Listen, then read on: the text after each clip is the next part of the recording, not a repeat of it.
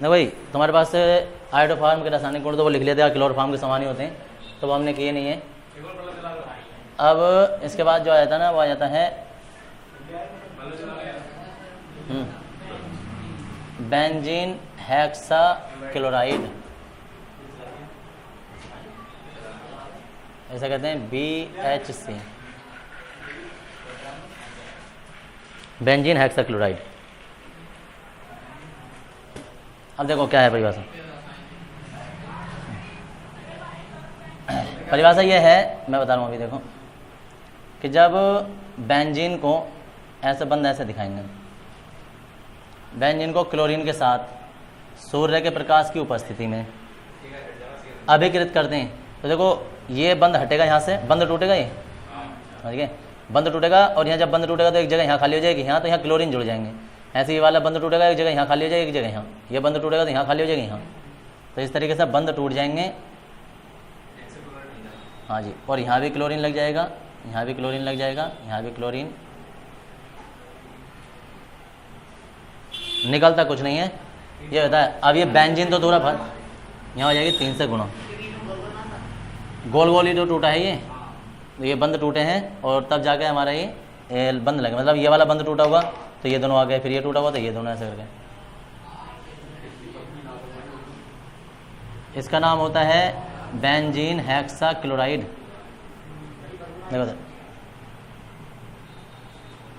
Benzene hexa chloride, और इसे या करके कहते हैं BHC।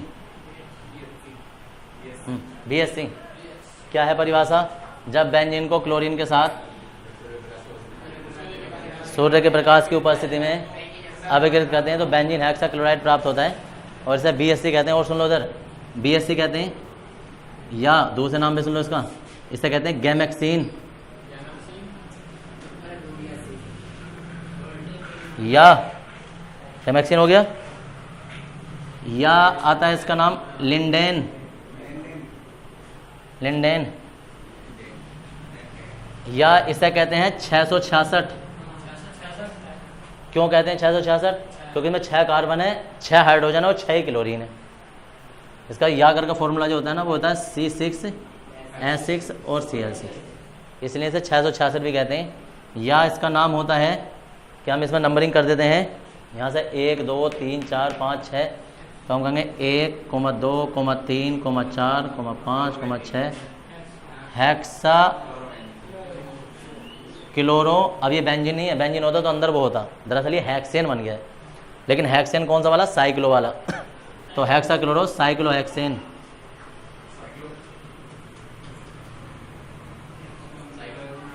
साइक्लोहेक्सेन। तो ये इसके इतने नाम होते हैं, 1 2 3 4 5 6 नाम होते हैं। 6 में से कोई सा भी नाम आ जाता है तो हमें ये लिखना होता है। हिंदी इसकी बना लेंगे और इतना लिख देंगे। हाँ जी, इसमें लिख देंगे जब टन रहेगा तुम्हारा ये, और वो है DDT,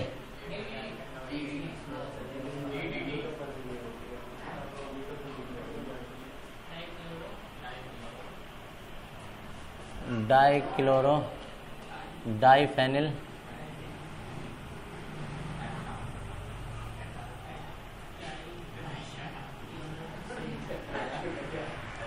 ट्राइक्लोरो एथेन। हाँ जी, दरअसल ऐसा कहते हैं ना कि वो पेड़ों पे स्प्रे कर रहे ना, क्या छिड़क रहे हैं? DT छिड़क रहे हैं, DT, या मच्छर मारने के लिए, या पहले छिड़काव होते थे ना, DT का छिड़काव करते हैं। तो दरअसल वो DT नहीं होता है, यही होता है DDT। वो हाँ गलत बोलते हैं, थोड़ा सा अधूरा बोलते हैं, तो वो DT नहीं होता, DDT होता है, और ये कीटनाशक होता है, कीटनाशक। तो ये बनता कैसे है? जब हम क्लोरोबेंजीन के 2 अणु लेंगे,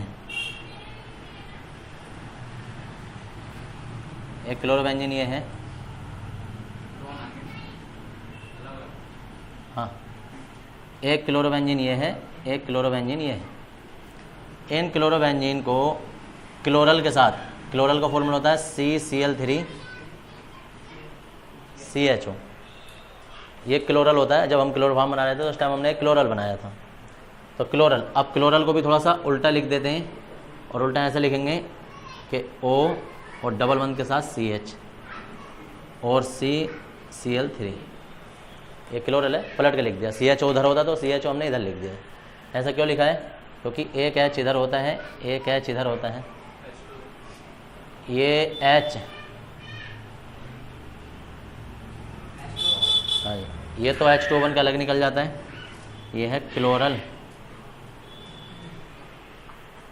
अलग निकल जाता है। और किसकी उपस्थिति में होता है? ये होता है सांद्र H2SO4 की उपस्थिति में हम इसे गर्म करते हैं। तो ये पूरे के पूरे 2 बंद खाली हुए हैं ना यहाँ, तो एक बंद इससे जुड़ जाता है, एक बंद इससे जुड़ जाता है।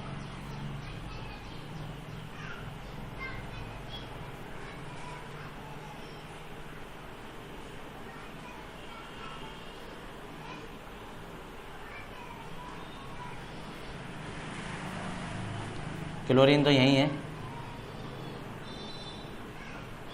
इसके बाद एक बंद ये था, एक बंद ये था, CCl3 और जी प्लस H2O अलग निकल जाता है, H2O। अब नाम इसका कैसे पड़ा है? दरअसल इसमें 2 तो क्लोरो हैं, डाई क्लोरो, और ये बेंजीन को फेनिल कहते हैं, तो 2 फेनिल हैं, और 3 बार क्लोरो है, और 2 कार्बन के लिए जब नंबरिंग करते हैं ना 1 और 2 है, तो ये एथेन लग जाता है। तो हम इसे ऐसे लिखते हैं, सही मानों में तो कभी कभी ऐसे लिख देते हैं, पैरा पैरा डैश, एक पैरा पैरा पोजीशन पर होते हैं, डाई क्लोरो, डाई क्लोरो और डाई फेनिल, यह फेनिल, और ट्राई क्लोरो, 3 बार क्लोरो है, ट्राई क्लोरो, और 1 और 2 के लिए आ जाता है एथेन, इसलिए इसे DDT कहते हैं। और ये एक भयंकर वाला कीटनाशक होता है।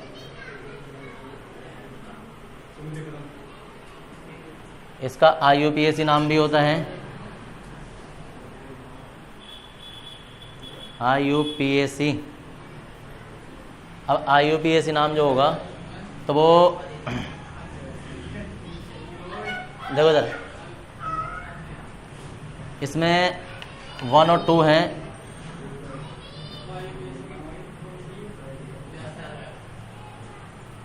IUPAC नाम। अब IUPAC नाम में होता है 2,2, पहले पे ये है, और 2,2 bis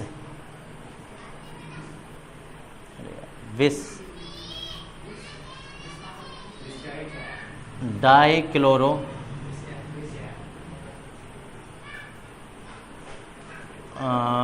dichloro die phenyl,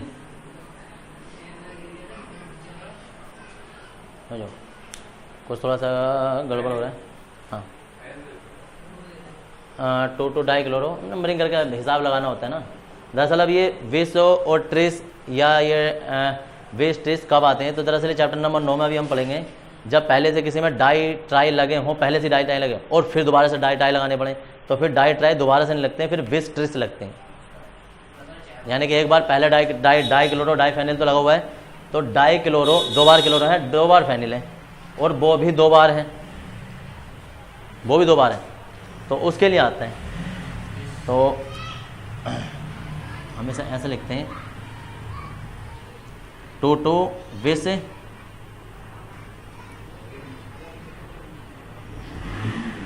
क्लोरोफेनिल, और इस पर आ जाएगा 1,1,1,1 ट्राई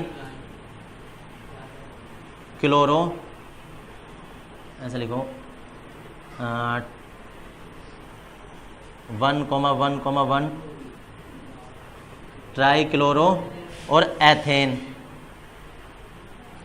ट्राई क्लोरो एथेन। तो यहाँ तक तुम्हारा ये नाम आ जाता है, ये इसका IUPAC नाम हो जाता है कि 2,2 विष।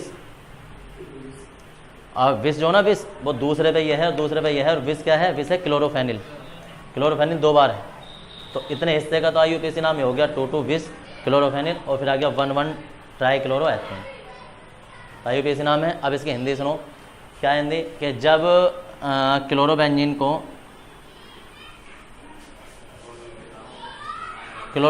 को क्लोरल के साथ सांद्र H2SO4 की उपस्थिति में अभिकृत करते हैं तो DDT प्राप्त होता है, जो कि एक कीटनाशक है, जो कि एक कीटनाशक है।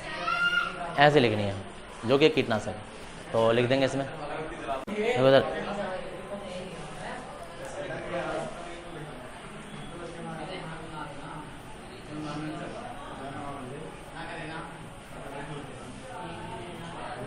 CFC क्लोरोफ्लोरो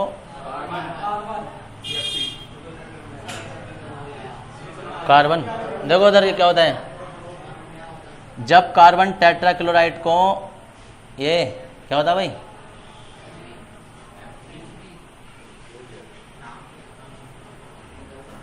इसका नाम होता है एंटीमनी। एंटीमनी ट्राइफ्लोराइड के साथ एंटीमनी पेंटाक्लोराइड की उपस्थिति में अभिकृत करते हैं तो इसमें से 2 क्लोरीन निकल जाते हैं, उसकी जगह 2 फ्लोरीन आ जाते हैं। हाँ, ये Cl2, अच्छा नहीं, CF2 और ये Cl2, और यहाँ आता है Sb और Cl3। ये होता है कार्बन टेट्राक्लोराइड एंटीमनी ट्राइफ्लोराइड। तो इसे लिख देते हैं, ये ट्राइक्लोराइड। अब जो है मैंने तुम्हें बताया था कैसे अभिक्रिया को बैलेंस करना, कैसे करें, क्या करें। हाँ, कहाँ नजर आ रही है? तो नियम यह है कि विषम संख्या को सम कर लेना चाहिए। तो हमारे पास यहाँ है, तो यहाँ से 2 से कर देंगे, ऐसे से भी 2 से करेंगे, फिर आगे हमारे पास कार्बन गड़बड़ हो जाएंगे। तो दरअसल इसके लिए ना तुम्हें एक ट्रिक याद रखो कि अभिक्रिया 32-32 से बैलेंस हो जाती है। 32-32 से। 32 कैसे? 32 और 32। तो चेक कर लेना कि कार्बन कितने हो रहे हैं, 3 चौक 12 और 3 दूनी 6, 3 दूनी 6 तो 12, जो 32-32 से बैलेंस हो जाती है। और ये जो बनता है ना CFC, अरे इसकी ट्रिक है सिर्फ फ्रियोन बार है ये। कार्बन देखो इधर, कार्बन के क्लोरोफ्लोरो व्युत्पन्न यौगिकों को फ्रियोन कहते हैं। फ्रियोन, इनका उपयोग जो होता है वो रेफ्रिजरेटर वगैरह जो जितने हमारे पास प्रशीतक होते हैं उनमें किया जाता है। सबसे उपयुक्त जो CFC होता है, सबसे उपयुक्त फ्रियोन जो होता है, फ्रियोन 12 होता है, जो सबसे ज़्यादा यूज़ किया जाता है ठंडा करने में, तो ये फ्रियोन 12 है। इसके बाद एक टॉपिक आता है तुम्हारे पास बेस्ट्रोन। विषैला पदार्थ होता है, ये बनता कैसे है कि जब एसिटिलीन का क्लोरीनीकरण करते हैं इसके आयरन की उपस्थिति में, तो देखो उधर एक बंद टूटेगा, एक क्लोरीन आ जाएगा, एक क्लोरीन आ जाएगा, तो Cl आ जाएगा, यहाँ डबल बंद और CHCl, फिर एक बंद टूटेगा, एक क्लोरीन और आ जाएगा, एक और आ जाएगा, तो ये कहलाता है बेस्ट्रोन।